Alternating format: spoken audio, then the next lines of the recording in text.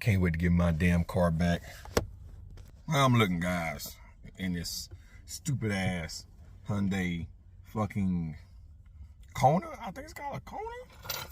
A Kona. Look, yeah, man, little condo, man. I'll be glad I get my rental car. Yeah, little Kona. Shit's horrible. I get no respect in this fucking car. Anyway, man, let me see.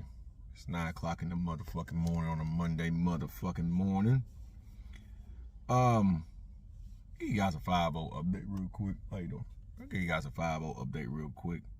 So, let me tell you how ass backward Ford is. And y'all guys are gonna get a kick out of this, because Ford is fucking, they kind of screwed the pooch with this one, guys. So check this out. So, you know, March 6th, my transmission went out in the car, right? You know, the faulty MT82s, you know, of course, my Mustang's boosted. There's a lot of play in the manual shift gearbox, which can, you know, disrupt the input shaft bearing, the leakage, and you know, a lot of other things, you know, that goes with the 5.0, all the problems that are the norm with the 5.0s, right? So I wanted to put the Tremec in there, you know, because I know it can hold up to 700, you know, foot-pounds of torque and a lot of horsepower. And honestly, guys, I'm going to max my car out close to 800. You know, I want to have a streetable, fun car. You know, I'm not trying to make it a 1,000 horsepower monster, none of that stuff. I want to do it all on pump gas. I'm not trying to do the E85 route just yet, especially with boost. I have ran E85 before, but I'm not trying to run it with boost right now. Because I only have 2 vehicles. Now, me and my wife are in the process of getting a third one, but it will be something that piece of shit clunker that I can just get in and drive next time one of the vehicles kind of breaks down. You know what I mean? I ain't got to spend $1,000 on a fucking rental that you get no respect in. So, but I digress. I don't want to get so far off topic. So, I got all the pieces for the Tremec. The Tremec transmission, I ordered it the following day. Through American Muscle. More about that in a second. I ordered the dry shaft that we're going to fit the T56 Magnum, and I ordered the pinion flange with the 113 millimeter pinion flange that will fit the dry shaft, because apparently the dry shaft wouldn't fit the 18s and up. You had to get the actual conversion, the pinion, to fit the 17-year models and back. So I got all that. Brought a new throwout bearing. Since I was going to a different transmission, the spline, or the spleen, however you want to pronounce it, went from 23 to 26.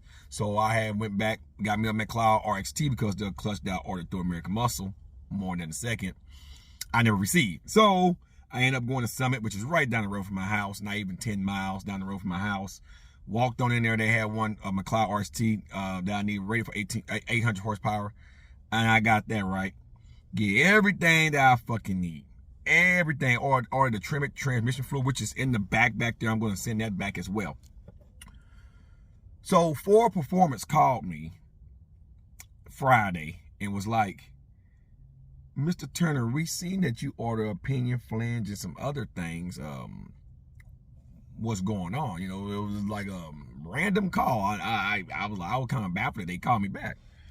And I'm like, yeah, I'm putting a Tremec in my car because, you know, the MT82 went bye-bye, you know, and I had just had the fluid change in the MT82, and I knew once I changed that fluid, then flush it, just changed the fluid, fresh fluid. I was smelling some burning.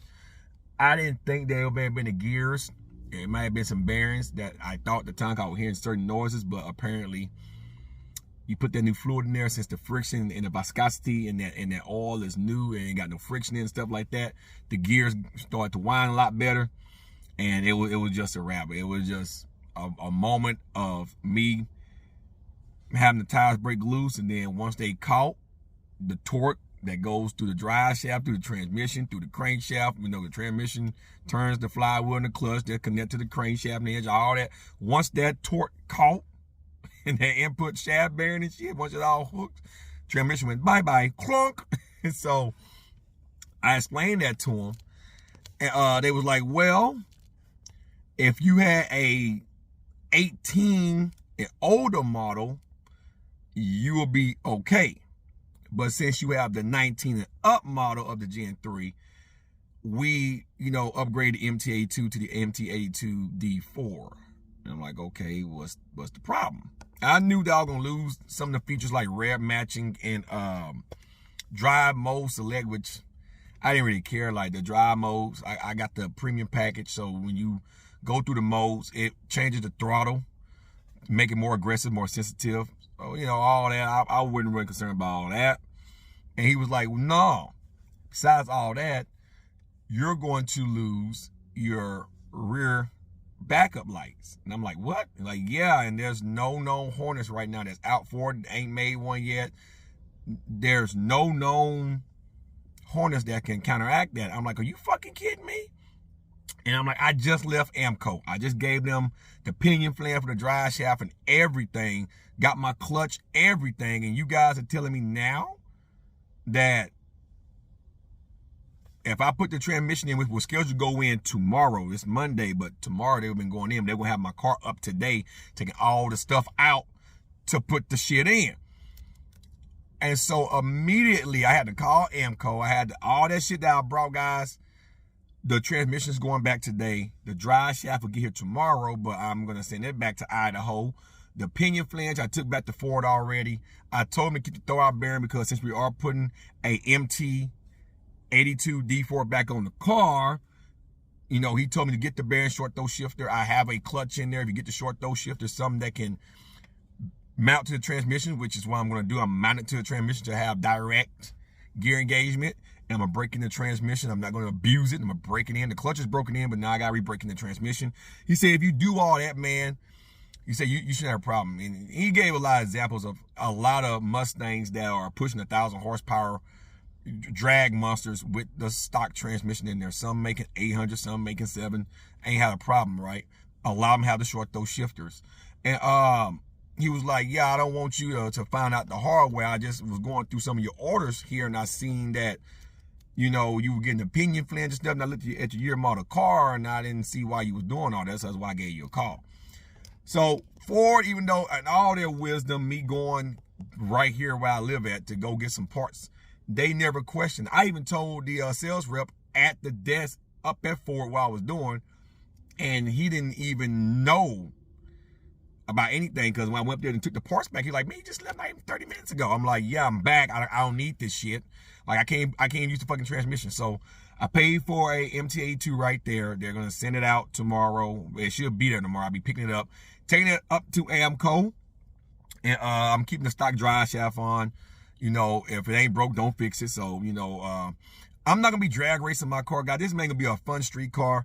You know, of course, when you start drag racing cars, the moment you start getting traction, shit breaks.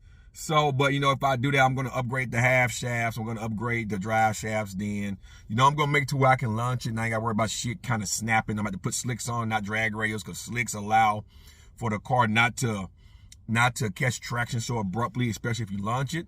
So that's the last thing you want to do, and all that. So it's gonna mainly be a street car to have some fun. I like I say, that's why I'm not going beyond 800 horses, because I'm not gonna drag it. It's gonna be mainly a street car on the highway.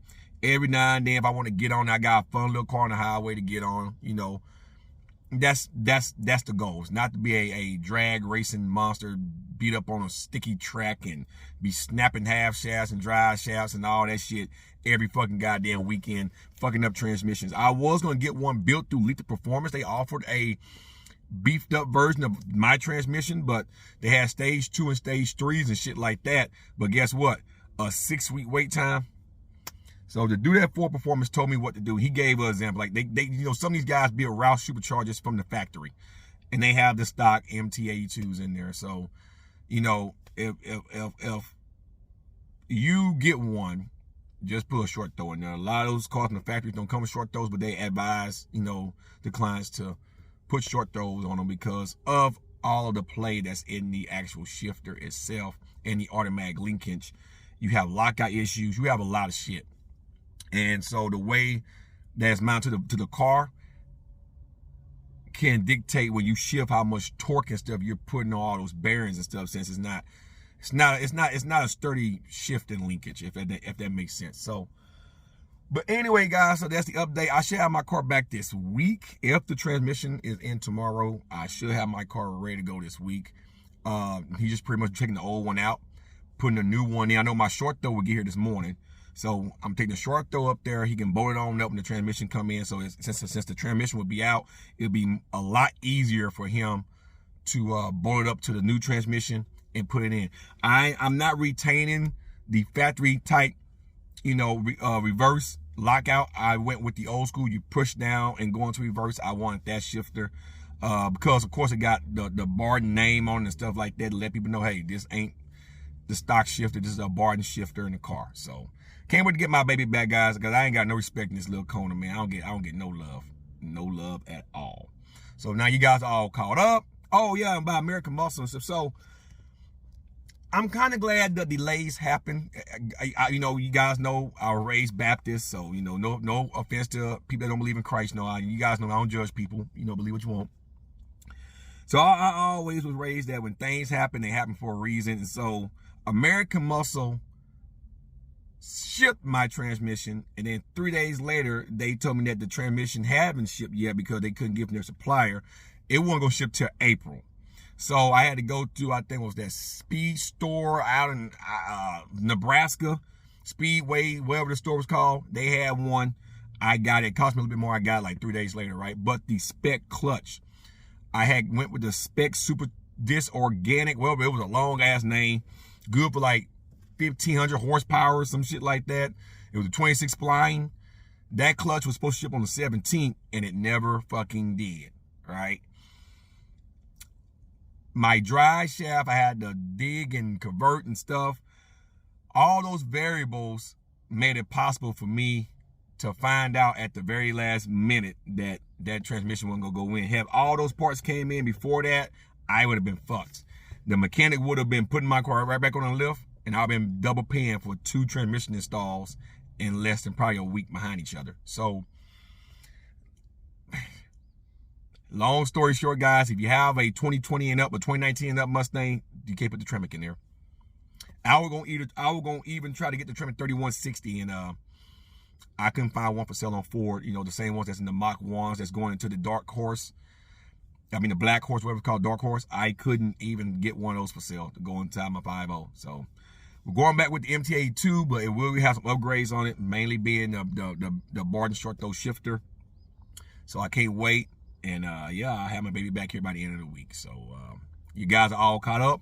Of course, once the transmission is broken in, I'm gonna do about, they say 100 miles, but I'm gonna do a 500-mile break in, drive around town, and everything. Make sure the clutch is still doing what it needs to do. So I'm gonna take my time, go through the roads, and hopefully, because the clutch that I got is the RXT rated for 1,000. Hopefully that clutch isn't so aggressive. But with the short throw being on there now, and with a brand new transmission, if you just take your time, don't rush the clutch, don't be flooring it. I'm gonna let it break in properly. I shouldn't have no more issues. But once I break in the transmission and I start to have any issues when it comes to the clutch, then I'm gonna go to the RST and have that installed down the line. But I love the RXT. It's a real good clutch. A lot of people give it a lot of slack, but I ain't had no problems out of it. It's a real good clutch.